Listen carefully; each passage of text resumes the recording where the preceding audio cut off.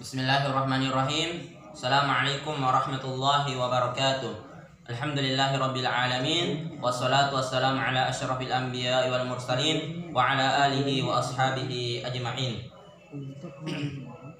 Alhamdulillah, pada kesempatan ini saya akan menjelaskan tentang upah dalam pandangan Islam. Pertama, kita mesti memahami apa itu upah. Dalam bahasa Arab, upah seringkali disebut ajrun atau ajran, yang artinya hadiah, upah atau balasan. Kata ajran mengandung dua arti, yaitu balasan atas pekerjaan dan pahala. Sedangkan upah menurut istilah adalah uang dan sebagainya yang diberikan sebagai balas jasa atau balasan atas tenaga yang telah dicurahkan untuk mengerjakan sesuatu. Selanjutnya, sumber hukum pengupahan. Sumber hukum dalam Islam yang dipakai untuk menyelesaikan berbagai permasalahan yang terjadi adalah dengan menggunakan Al-Quran dan As-Sunnah, termasuk sumber hukum dalam pengupahan. Jadi sumbernya adalah Al-Quran dan Sunnah Nabiullah Muhammad SAW. Di samping masih banyak lagi sumber hukum yang dapat digunakan, Al-Quran sebagai sumber hukum dasar yang menjadi pijakannya.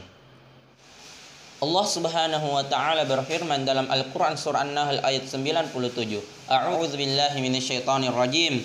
Man 'amila shalihan min dzakarin aw untha wa huwa mu'minun falanuhyiyannahu hayatan thayyibah wa lanajziyannahum ajrahum bi ahsani ma kanu ya'malun. Yang artinya, barang siapa yang melakukan kebaikan, baik laki-laki maupun perempuan, dalam keadaan beriman, maka kami akan memberikan kepada mereka kehidupan yang baik, dan kami akan memberikan pahala yang lebih baik dari apa yang telah mereka perbuat. Dalam menafsirkan Quran surah An-Nahl ayat 97 ini, Quraisy menjelaskan dalam kitabnya Tafsir Al-Misbah, barang siapa yang mengerjakan amal soleh, apapun jenis kelaminnya, baik laki-laki maupun perempuan, sedang dia adalah mukmin, yakni amal yang dilakukannya lahir atas dorongan keimanan yang sahih, maka sesungguhnya pasti akan kami berikan kepadanya masing-masing kehidupan yang baik di dunia ini, dan sesungguhnya akan kami berikan balasan kepada mereka semua di dunia dan di akhirat dengan pahala yang lebih baik dan berlipat ganda dari apa yang telah mereka kerjakan. Kemudian di ayat lain Allah Subhanahu wa taala berfirman dalam Al-Qur'an surah Al-Kahfi ayat 30, A'udzu billahi minasyaitonir rajim.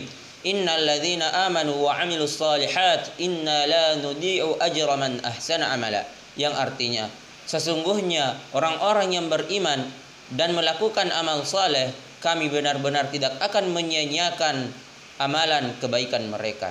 Dalam menafsirkan Quran surah Al-Kahfi ayat 30, Quraisy menjelaskan dalam kitabnya Tafsir Al-Misbah, sesungguhnya mereka yang beriman kepada Allah Subhanahu wa taala dan Rasulullah sallallahu alaihi wasallam dan membuktikan keimanan mereka dengan beramal saleh sesuai dengan tuntunan-tuntunannya, tentulah kami sesuai dengan keagungan kami tidak akan menyia-nyiakan pahala orang-orang yang baik amalnya.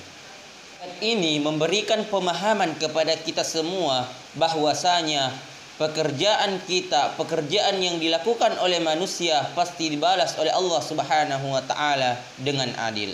Selanjutnya, rukun pengupahan.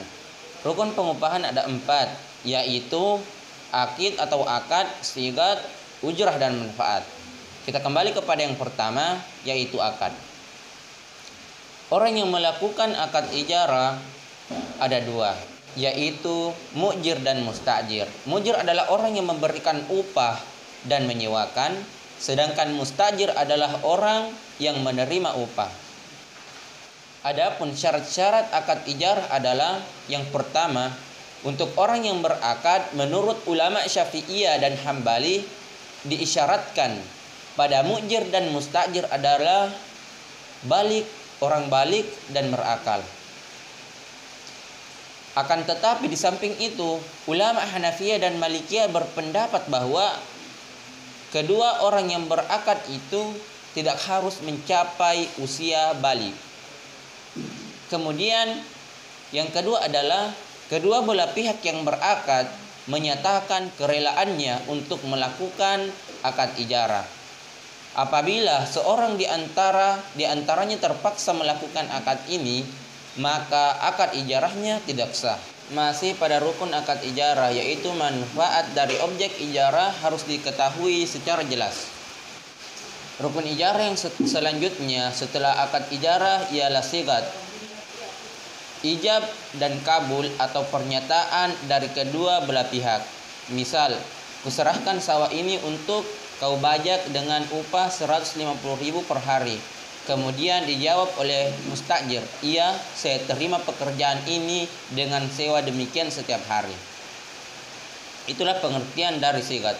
Kemudian rukun yang ketiga ialah ujrah, yaitu sesuatu yang diberikan kepada mustajir atas jasa yang telah diberikan atau diambil manfaatnya oleh mujir, dengan syarat hendaknya sudah jelas atau sudah diketahui jumlahnya oleh kedua belah pihak, yaitu dalam sewa menyewa maupun dalam upah mengupah.